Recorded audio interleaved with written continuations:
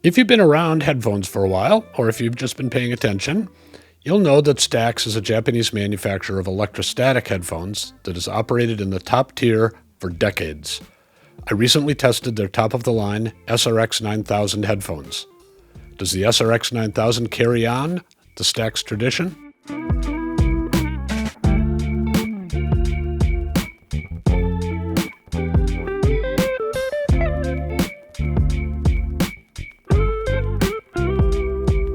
Just a brief interruption, esteemed viewers. If you enjoy our videos, you might also like our other work for audiophiles and music lovers: written equipment reviews, editor's choice ratings, product news, and music reviews. Get the latest each week with a free subscription to our email newsletters. A link is in the description.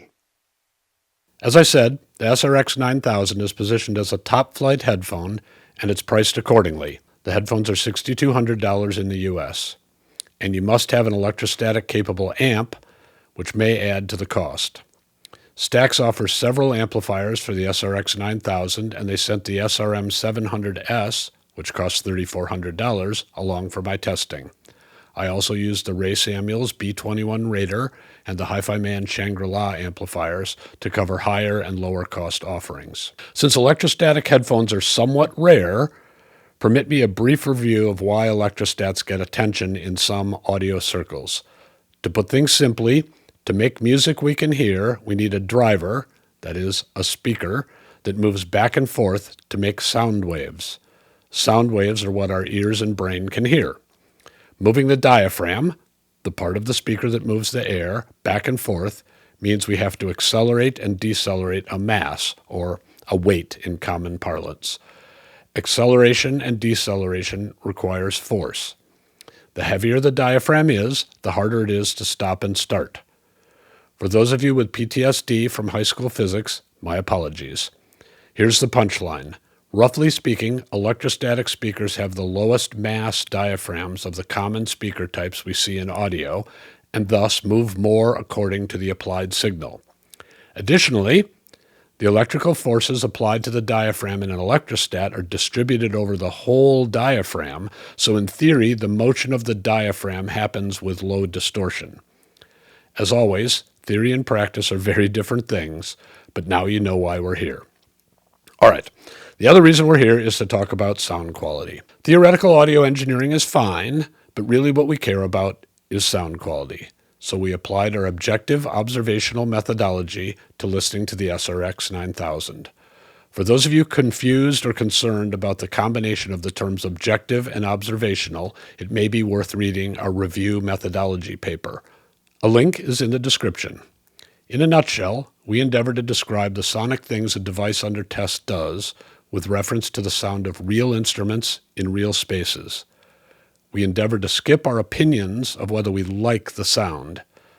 Since every device has distortions, you have to judge whether the particular distortion profile of a device suits your needs, which may vary with your sensitivities or musical preferences or environment or all of the above. This is particularly true for a product like the SR-X9000 because I'm going to have to explain that it's impressively low distortion within its operating band. If you assume that's a subjective point of view, you'll miss two key points. One is that the SR-X9000 is among the lowest distortion headphones available. The second point you might miss, and which may help you understand the objective nature of that observation, is that the SR-X9000 has a sonic profile that will not appeal to all listeners. All right, let's start with voicing. We start with voicing, or the frequency response and octave-to-octave balance of the SR-X9000. Let's run down a few details before covering the subtleties. Bass and treble are impressively balanced. The SR-X9000 doesn't immediately sound bass shy or bass heavy, nor is it treble bright or treble dark. Overall, the SR-X9000 sounds very smooth. There just aren't frequency ranges that seem peaky, nor are there ranges with suckouts. You hear this as you listen to a range of instruments that operate up and down the spectrum, and each of them sounds open and clear, something that doesn't happen when there are big peaks and dips in the curve. If anything, the SR-X9000 has a rather flat response from mid-bass to mid-treble, which many listeners will hear as slightly emphasizing upper mid-range, because research shows that most listeners want a response that falls off smoothly from the bass to the treble by several dB. More on this in a bit. Note that almost all headphones have significant deviations from ideal, more significant than with the SR-X9000. The SR-X9000 rolls off rather steeply in the low bass. To square this with my comments on mid-bass, consider that Blue de Tiger's Enough for You, which features her Fender Jazz electric bass, sounds rich and punchy and detailed. A bass guitar, though, is tuned to a lowest frequency of 41 Hz, and much of what we hear as foundational bass is between 50 and 80 Hz. That range is well done on the Stax.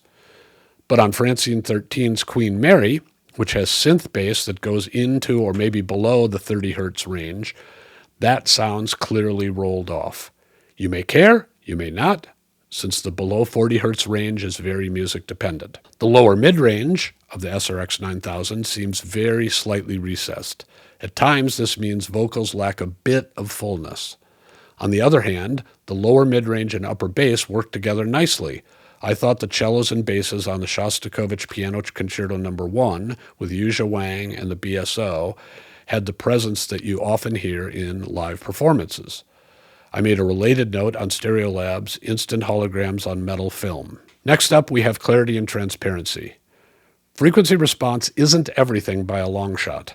The SR-X9000 does, in my observation, have excellent frequency balance in its range when measured against the absolute sound. But it does go beyond this, which is where its secret sauce lies for some listeners. The SR-X9000 is exceptional in my tests for its ability to unearth or resolve low-level details. This might sound like some kind of BS musically irrelevant preoccupation with minor things, but if you love music, it's anything but. When instruments play, they resonate. The resonances create harmonics, multiples of the basic frequency being played, and those harmonic signatures are how we know it's a violin versus a cello being played, and how we can hear how beautifully or passionately the instrument is being played. And these harmonics become lower and lower in level over time as they reflect in the performance venue. The SR-X9000 is the best headphone I've heard for naturally revealing musical detail of this sort. Instruments and voices on the SR-X9000 just come alive with an air and tonality that is convincing and thus beguiling. At the same time, the SR-X9000 is special in this department because it doesn't overemphasize treble or other frequency ranges to trick you into thinking it's revealing. It sounds like it actually can reproduce very small signals. Then we have dynamic capability. The SR-X9000 can also reproduce large signals. Because it excels on difficult transients like rim shots and cymbal strikes and trumpet blasts, we know the excellence here, like the excellence with low-level sound, seems due to accurate signal handling, not distortion. You sense this because of the ability of the SR-X9000 to stop a transient as masterfully as it starts one. I heard this on the drums of the Hadouk Trio's Air Hadouk and on the piano of Keith Jarrett's million notes per second New Vienna. Now, I do think the mid-range recess that I mentioned earlier means that some power music is not done perfectly. Power music tends to rise and fall, swell and recede, not instantly, but still quickly as the whole band turns up the wick.